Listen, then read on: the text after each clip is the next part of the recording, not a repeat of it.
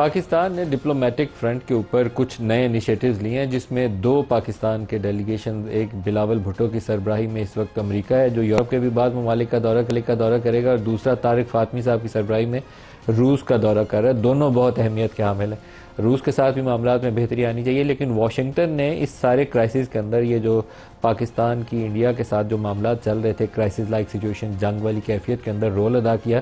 اس نے ایک نئی ڈائمنشن دے دیا۔ ایک تو مسئلہ کشمیر دوبارہ ایک مرکز نگاہ بن گیا، پوری دنیا کا فوکس پوائنٹ بن گیا۔ جب بھی آپ دنیا میں جا کے کہیں بات کریں گے اور کہیں گے کہ پاکستان بھارت کی جنگ کیوں ہوئے گی، تو وہاں پہ مسئلہ کشمیر کا ذکر آئے گا۔ انٹرنیشنلائز ہو گیا دوبارہ سے مسئلہ کشمیر۔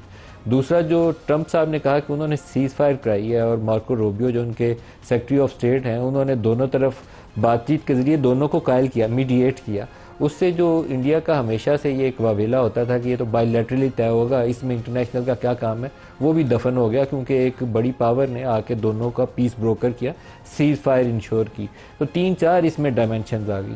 سب سے بڑی ڈائمنشن تو وہی ہے کہ اس علاقے کی جو تھانے داری کا دعوے دار تھا بھارت، کہ ہم اس علاقے کے اب تھانے دار ہیں، اور پوری دنیا، یورپ بھی اور مڈل ایسٹرن ہمارے جو دوست ممالک ہیں وہ بھی اس کے ساتھ پینگیں بڑھا رہے تھے محبت کی، اور پاکستان جو ہے کافی حد تک ڈمپ ہوتا جا رہا تھا۔ ہمیں عرب ممالک سے کافی سالوں سے، دہائیوں سے بلکہ کہنا چاہیے، کافی مدد مل جاتی تھی فائنینشلی۔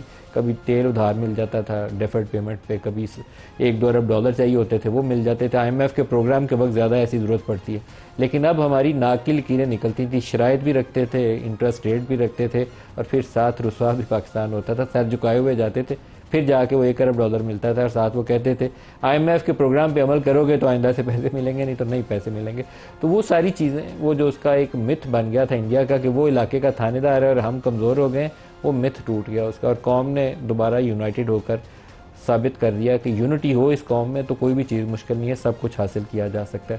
کچھ بیانات پروگرام کے آغاز میں سناؤں گا۔ ایک تو سبرامنیم سوامی کا ایک سٹیٹمنٹ ہے، ان کے ویسے تو چیف آف ڈیفنس کے سٹیٹمنٹ نے بھی اس چیز کے اوپر مہر لگا دی، لیکن یہ BJP کے وہ لیڈر ہیں جو اپنے منہ سے کہہ رہے ہیں کہ 5 بھارتی جہاز تباہ ہوئے۔ سنیے کیا کہہ رہے ہیں وہ۔ لیڈر آف اپوزیشن نے ایک بات بولی کہ ہمارے جہاز گرے ہیں، کتنے گرے ہیں بتائیے؟ 5 پاکستان نے اپنے جہاز کو بیچ کر گرایا تھا ہمارا۔ یہ اگلے جملے میں کہتے ہیں کہ وہ جو چینی جہاز تھے وہ بڑھیا تھے ہمارے جہاز سے، حالانکہ رافیل کے اوپر مودی صاحب طویل عرصے سے کہہ رہے تھے رافیل آتا تو ہم نے پاکستان کو پلوامہ کے بعد چھوڑنا ہی نہیں تھا، لیکن اب سوامی صاحب نے کہا کہ نہیں، پاکستانی جہاز بڑھیا تھے۔ ان کے چیف آف ڈیفنس، انہوں نے اکنالج کر لیا کہ ان کے جہاز گرے اور تباہ ہو گئے اس جنگ میں۔ سنیے وہ کیا کہہ رہے ہیں۔ The incident between Pakistan and India, and that is whether or not Pakistan claims 6 Indian jets were downed. Is it correct in that estimate? I think what is important is that not the jet being down, but why they were being down. That is more important for us. And what did we do after? وہ کہ جہاز تو تباہ ہو گئے ہیں، اب کیا کریں، لیکن یہ بڑا اہم ہے کہ وہ گر کیوں گئے ہیں، اس کے اوپر ہم کام کر رہے ہیں۔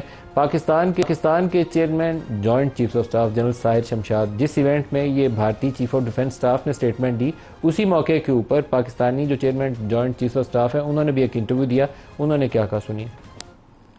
The weaponization of water by holding Indus Water Treaty in abeyance is in total defiance of the international laws, since it is an existential threat for the people of Pakistan. If there is any effort to stop, divert, or delay the Pakistan's share of water, as clearly spelled out by our National Security Committee, it could be considered as an act of war.